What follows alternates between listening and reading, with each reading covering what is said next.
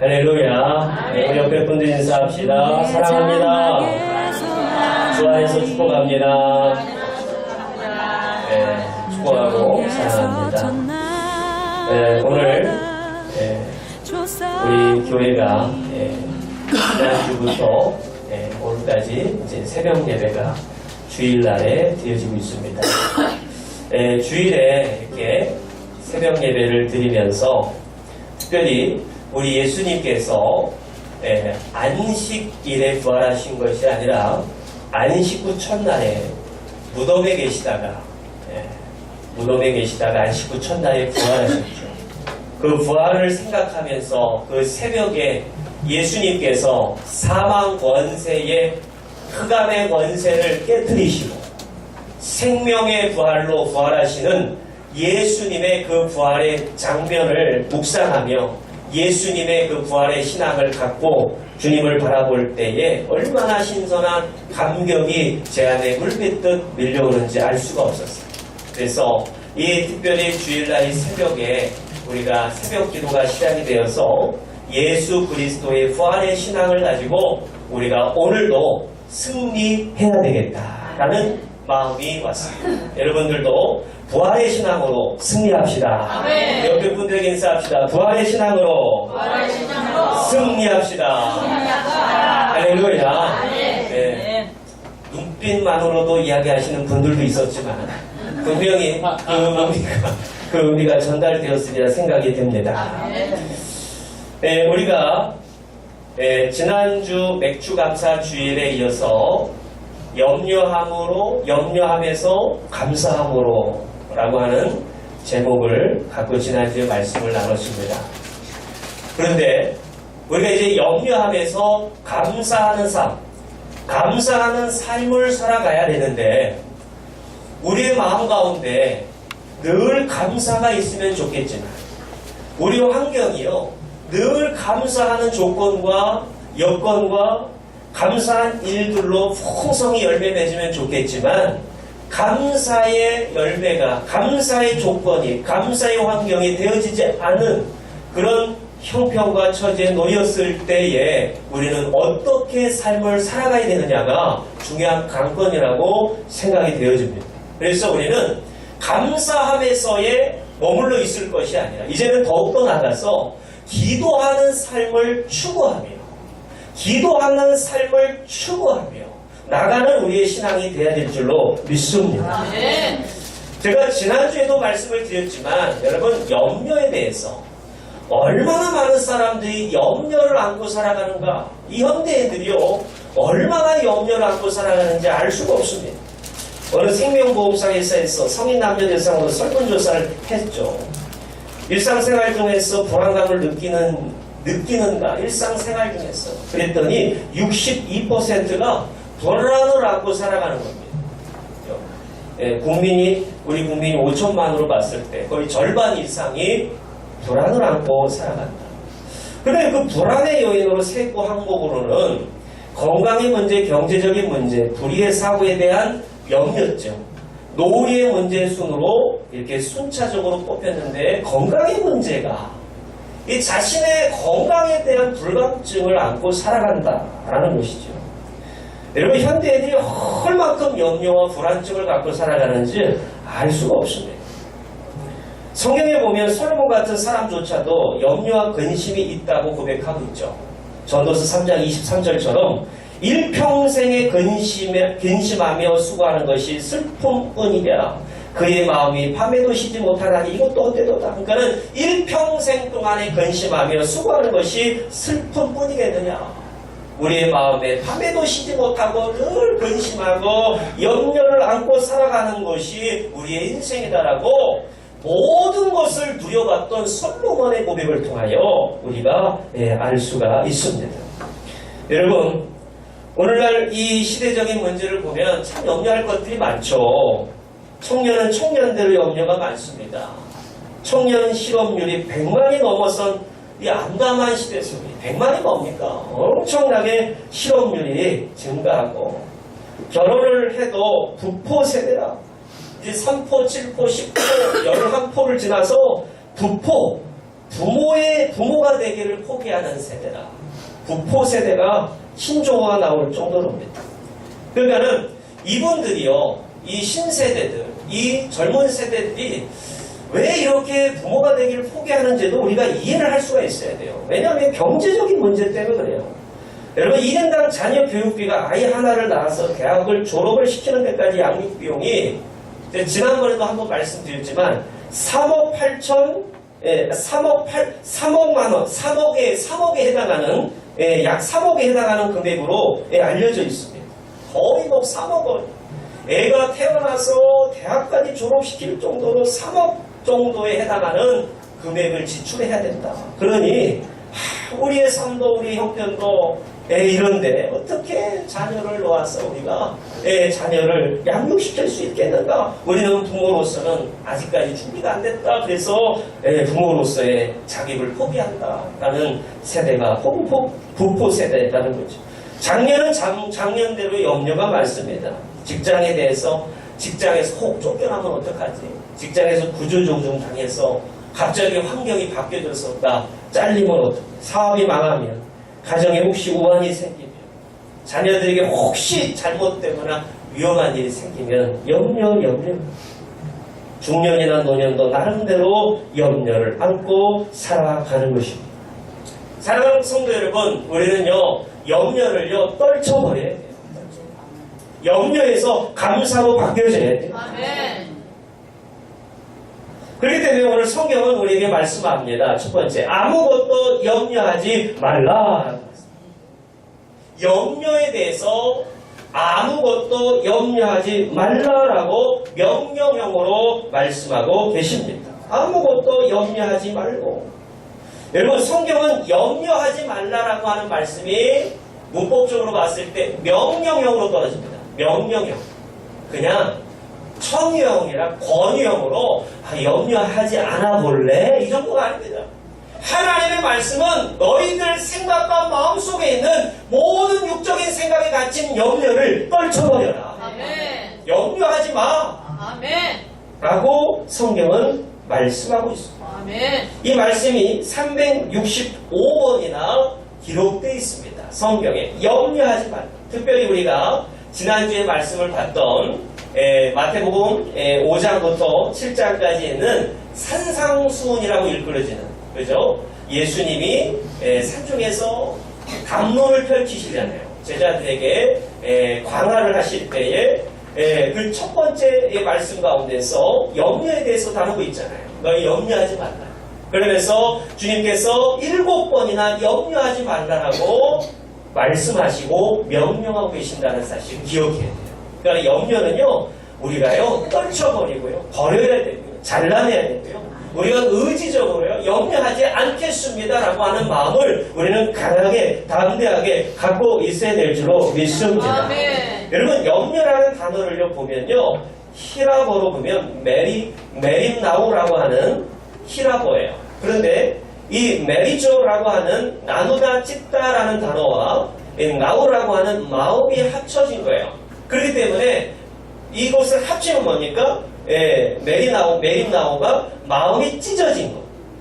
그러니까 마음이 찢겨지고 상하여진 것이 염려예요. 더 깊게 바라보면. 마음이 나누어지고 상하여지고 찢겨진 것이 염려라는 거예요. 자, 잠언 17장 22절 말씀을 보면 마음의 즐거움은 양약이라도 심령의 근심은 뼈를 마르게 하느니라 그랬어요. 여러분, 가정에서의 행복한 삶을, 주 안에서의 행복한 삶을 살아보십시오. 성령으로 말미암아 거듭난 삶을 살아보십시오. 그러면 여러분, 어떠한 약보다도, 어떤 보약보다도 더 훌륭한 약이 됩니다. 그런데 근심하잖아요. 염려하잖아요. 걱정을 하고 살아잖아요. 뼈가 마를 정도로, 마음이 찢어질 정도로 엄청나게 우리에게 해를 가져다 주는 것입니다. 사랑하는 성도 여러분, 우리는 다시 한번 이 염려를요, 하나님의 명령대로 아무것도 염려하지 말라라고 하는 말씀처럼요, 염려를 떨쳐버려야 될 줄로 믿습니다. 아멘. 오늘날 현대의 질병 중에 이 신경성이 붙은 질병이 엄청 많아요. 신경성 장염, 신경성 관절염, 신경성 심장병, 신경성 기침, 여러분 별의별 것들이 신경성이에요. 다 뭡니까? 염려와 걱정에서, 스트레스와 마음의 질병에서부터 나왔다는 거예요. 제2차 세계대전 당시에 미국 전사들 35만 명인데 엄청나죠. 근데 여러분, 전쟁에 총으로 포화로 죽은 사람보다도요, 심장병에 걸려서 죽은 사람이요 무려 100만 명 이상 된다는 사실을 아십니까? 걱정해서, 전쟁이, 염려가, 나 언제 죽을 줄 몰라, 심장병으로 죽었다라고 하는 사람이 100만 명 이상 된다라고 이야기합니다. 그래서 어느 심리학자는 염려에 대해서 이렇게 합니다. 염려는 인간을 서서히 죽이는 느린 형태의 자살 행위다. 서서히 우리의 목을 조려오는. 그게 바로 서서히 우리를 죽여가는, 우리 스스로가 나를 죽이는 자살 행위다 라고 이렇게 얘기합니다. 사랑하는 성도 여러분, 오늘 말씀을 기록한 사도 바울도 왜 염려가 없었겠습니까? 오늘 빌립보서 말씀은 신약 성경의 사서신서 가운데 옥중서신이 있어요. 에베소서, 빌립보서, 골로새서, 빌레몬서까지 이 4개의 서신이 옥중서신이라고 알려져 있죠. 즉 로마 감옥에 투옥되어서 사도 바울이 매여있고 갇혀있고 매를 맞고 착고에, 그 착고가요 두 손이 수갑에 쳐있는 착고가 아니라 머리, 손, 발, 구멍이 5개가 뚫려 있는데, 이 당시에 사도행전 16장의 말씀을 가서 보시면요, 사도 바울과 이 신라 그리고 이 일행들, 바나바 일행들이 엄청 돌아다니는 곳마다 여러분 기적과 이적의 역사가 막 나타나니까요, 막 귀신 점치던 사람들도요, 막 귀신이 막 쫓겨가고 하니까 접이 안 쳐지고요, 막 이런 역사들이 나타나서 로마 정부에서는 이 사도 바울이라고 하는 이 사람과 이 일행들을 아주 단단히 경비병들을 세워서 지키게 합니다.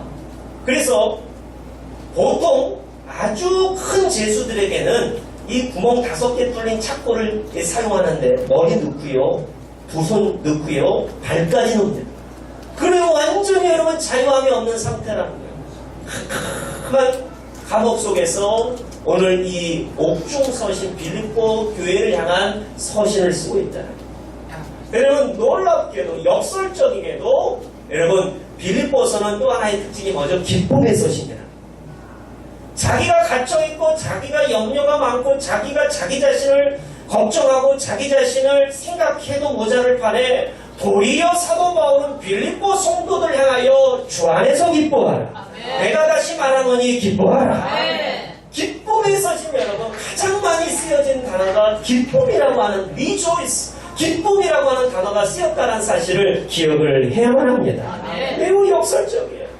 사랑하는 성도 여러분, 사도 바울은 과연 무엇을 우리에게 말씀하고 싶으신 걸까요? 바로 역설적인 우리의 신앙, 역설적인 믿음, 어떤 환경과 상황과 역경에도 매이지 않는, 아멘. 우겨쌈을 당할래도 당할 수 없는, 여러분 넉넉히 이기는, 세상을 이기는 믿음을 우리에게 가지라고 말씀하여 주고 있는 것입니다. 아멘.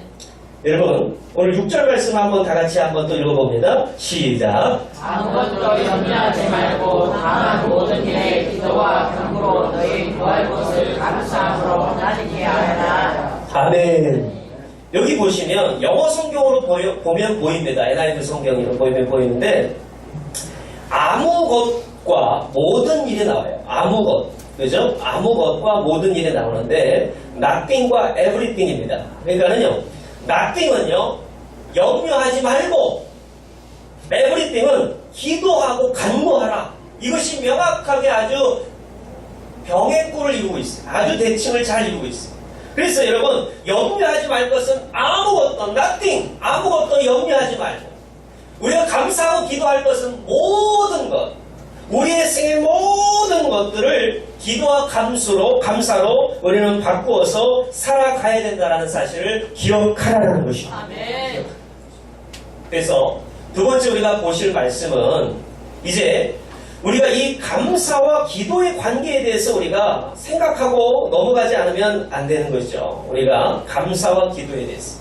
자, 화면에 이제 좀 보면서 말씀을 좀 드리고자 합니다. 화면 준비됐나요? 네. 오늘 본문의 말씀이요. 오늘 아무것도 염려하지 말고, 여러분 이것은 암송 구절입니다. 암송 구절. 이거 암송을 해야 될 말씀이에요. 여러분의 신앙에 있어서요. 딱 여러분 위험한 일, 여러분 삶 가운데서 딱 여러분 그게 바라는 일이 딱 닥치잖아요. 그러면 이 말씀을 여러분 암송해 보세요. 여기 힘이 막 쏟아집니다. 다시 한번 읽어봅시다. 그런 의미에서 한번 시작. 아무것도 염려하지 말고 다만 모든 일에 기도와 간구로 너희 구할 것을 감사함으로 하나님께 아뢰라. 아멘. 여러분 이제 생각을 하셔야 될 때입니다. 아주 면밀하게 잘 생각을 하셔야 될 시간이 왔어요. 여러분 감사하는 거 있잖아요. 감사. 여러분 감사라고 하는 것은 어떻습니까? 우리가요 감사할 환경에서의 감사입니까? 그렇지 않죠. 여러분 감사라고 하는 것은 그 의미 자체가 우리가 역경과 환난과 고통 가운데 있을지라도 하나님을 찬양하고 마음을 높이 들고 감사하는 것이 진정한 감사죠. 아멘.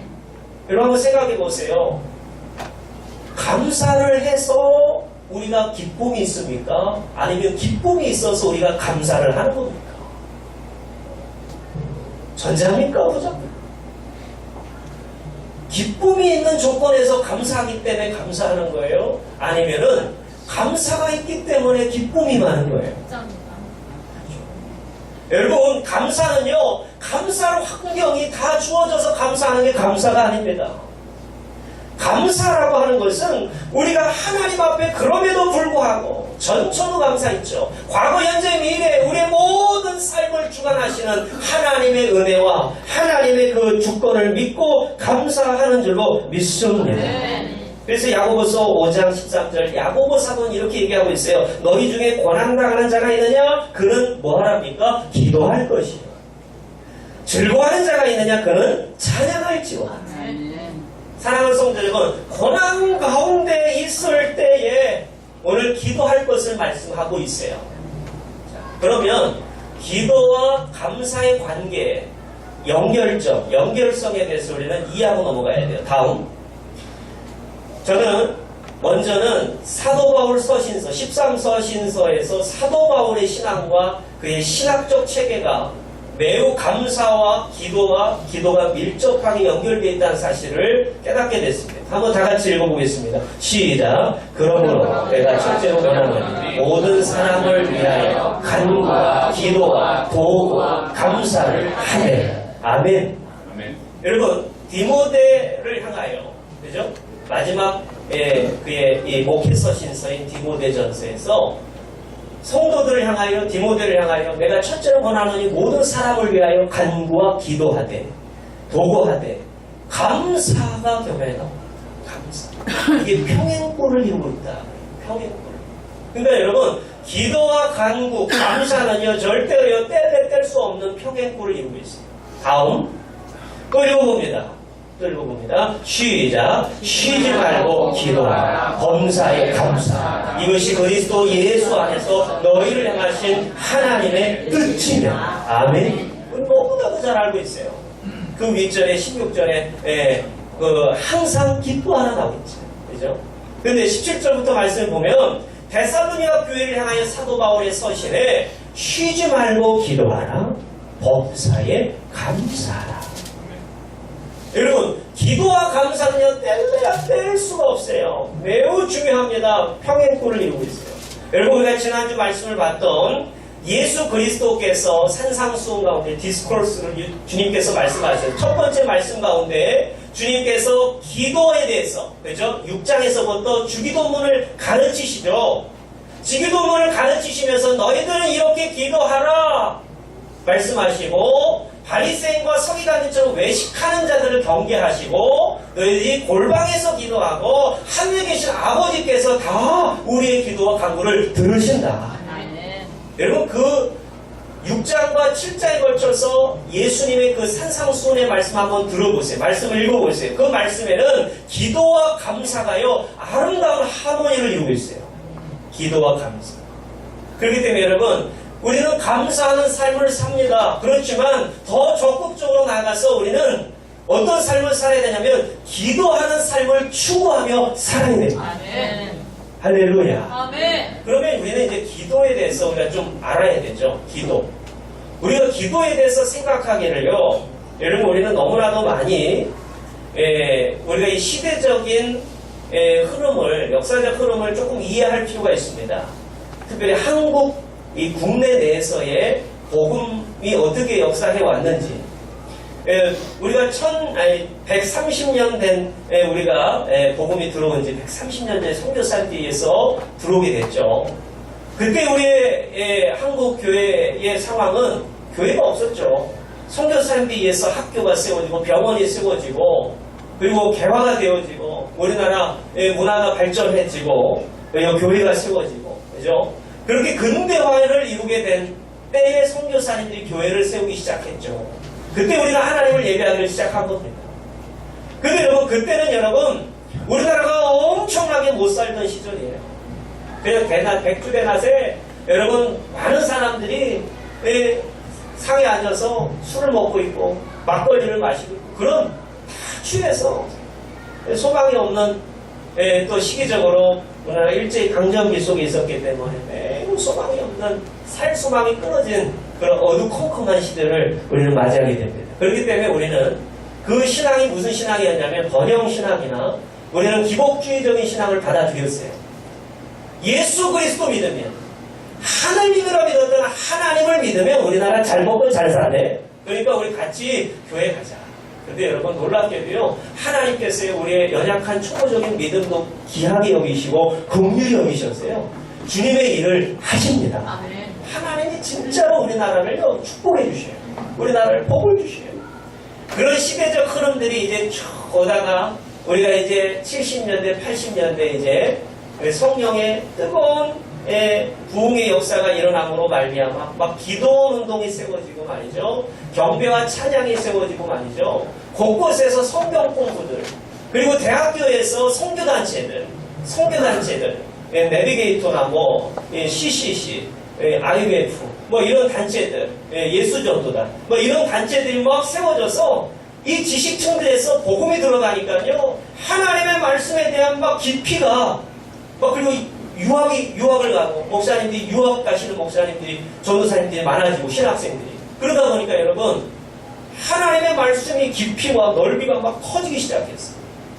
그것이 바로 7, 80년대를 지난 90년대까지. 여러분 그러다 보니까 여러분 오늘날 이 시대를 우리가 살아감에 있어서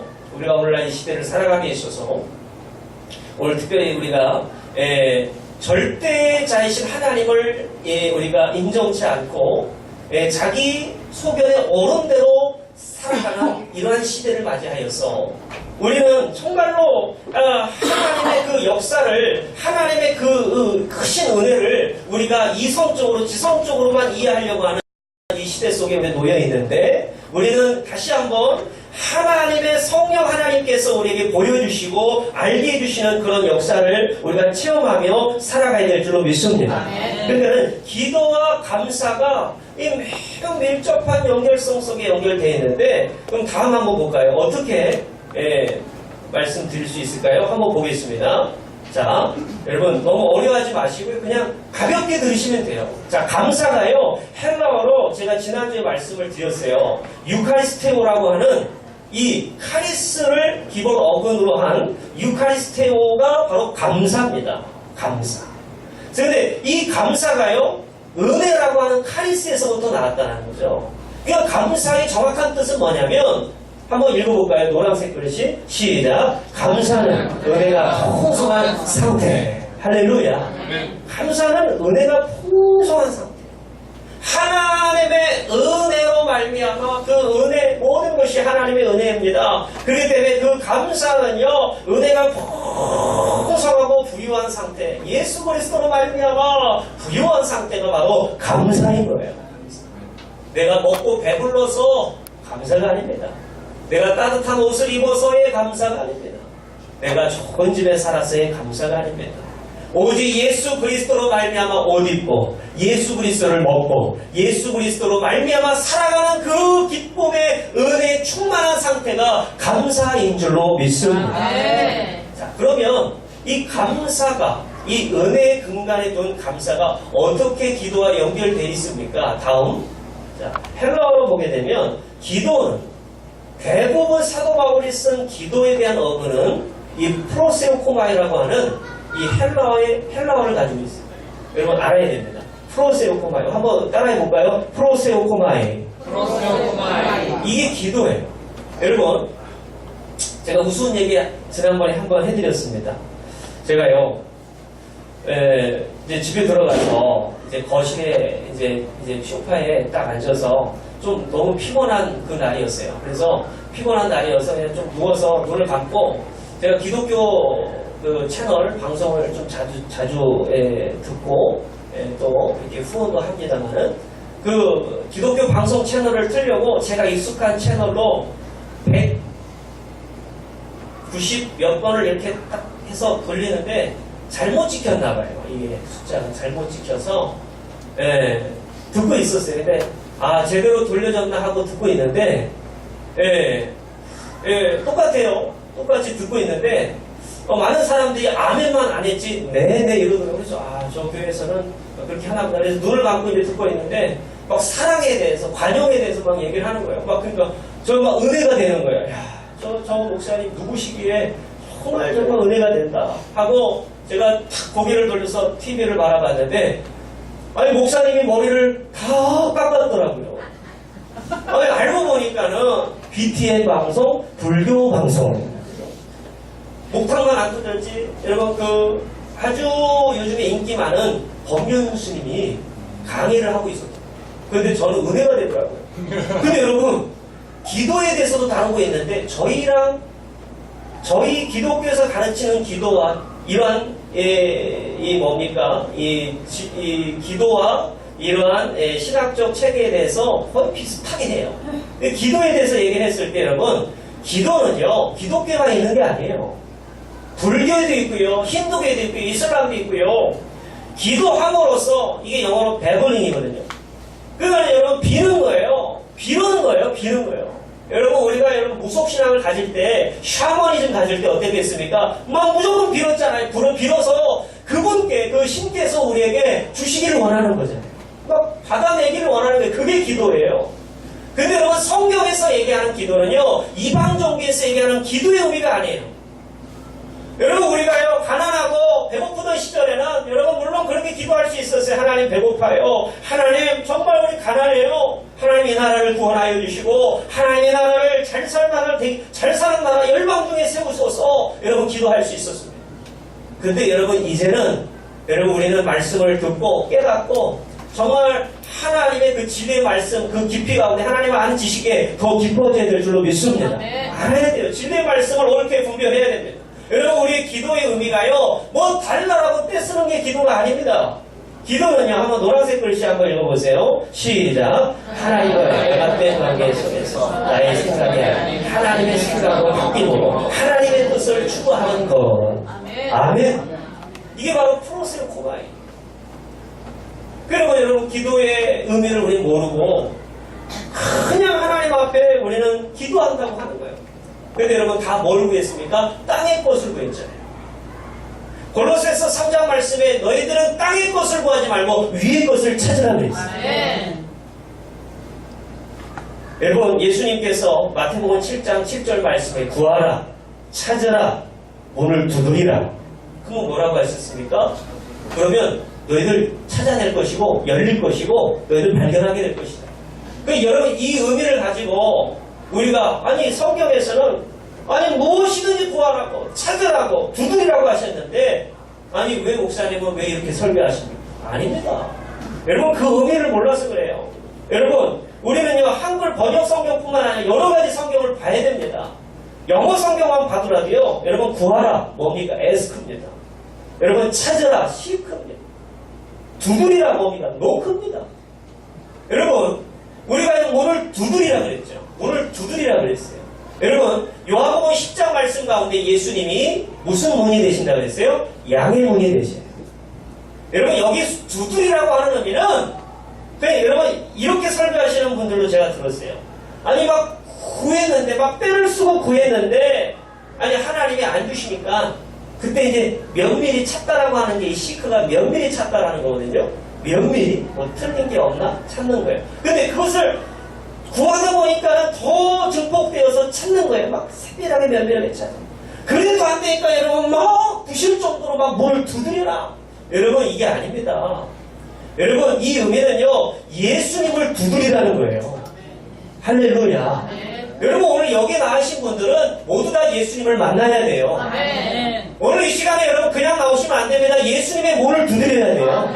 양의 문, 요한복음 10장 말씀 가운데 구원의 문은 오직 한 길이에요. 양의 문은 오직 한 길입니다. 예수 그리스도세요. 예수님의 문을 두드려야 돼요.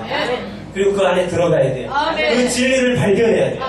프로세코마의 기도하다라는 것은 여러분 기도와 감사의 관계는 우리가요 주님 내 안에 내가 주 안에 있을 때 연합된 관계가 됩니다. 그때 여러분 나의 생각이 육적인 생각에서 로마서 6장 말씀에 보면 육의 생각은 사망이요 영의 생각은 생명과 평안이라 그랬죠. 육의 생각에 갇혀 있었던 땅의 것을 구했던 우리의 신앙이 예수님을 만나고 진리 안에서 보좌에 앉으신 예수님을 만나고 보니 이제 땅의 것은 아무것도 중요한 것이 아니게 됩니다. 이제 하나님 보좌, 영광스러운 보좌를 구하게 됩니다. 그 진리 차원에서 하나님의 생각으로 하나님의 뜻대로 바꾸어지는 삶이 바로 기도입니다. 기도는 추상명사가 아닙니다.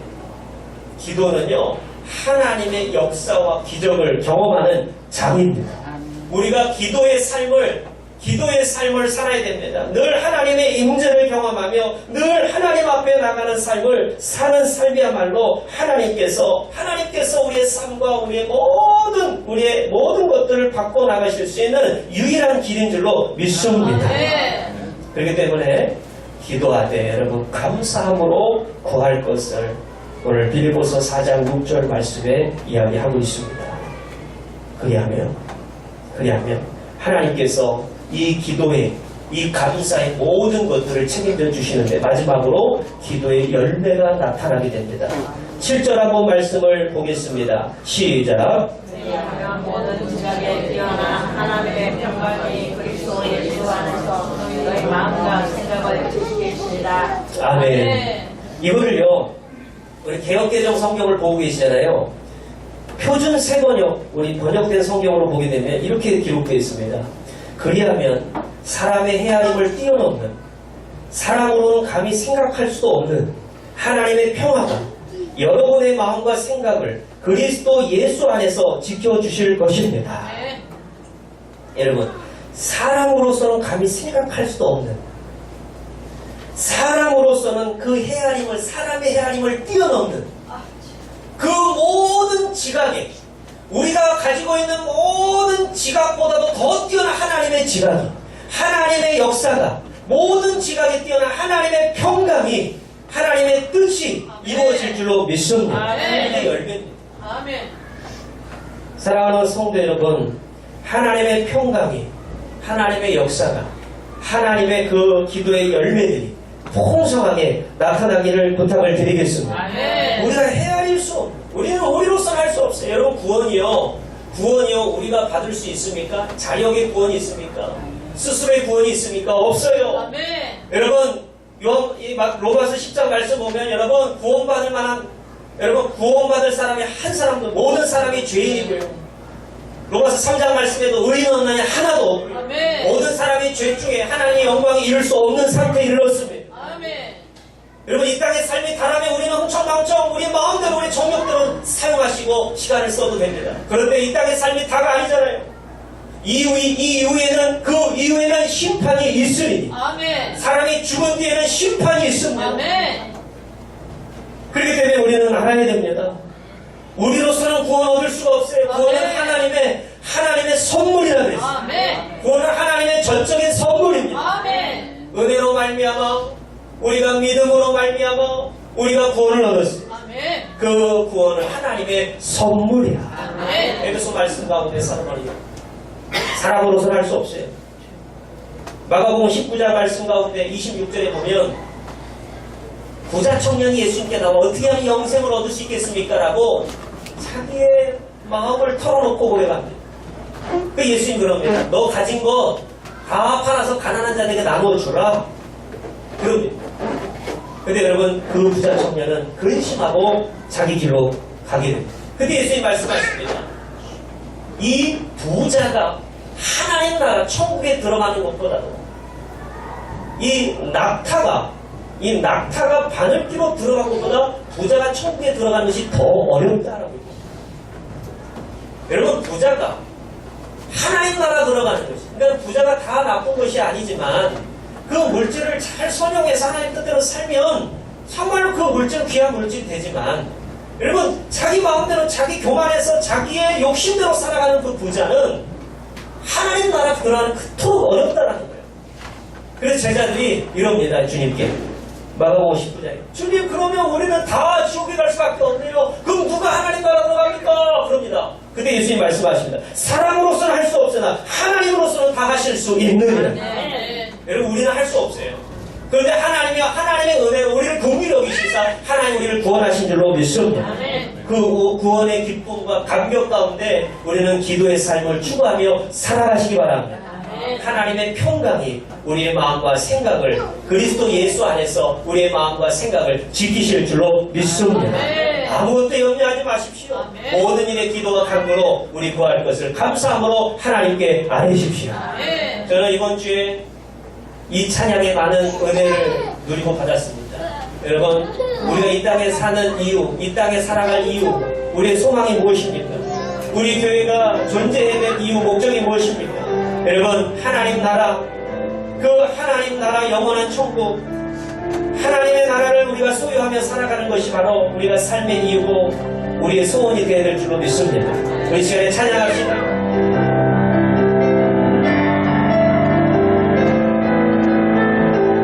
우리에게 소원이 있습니다. 우리 같은 마음으로 좀 찬양했으면 좋겠습니다.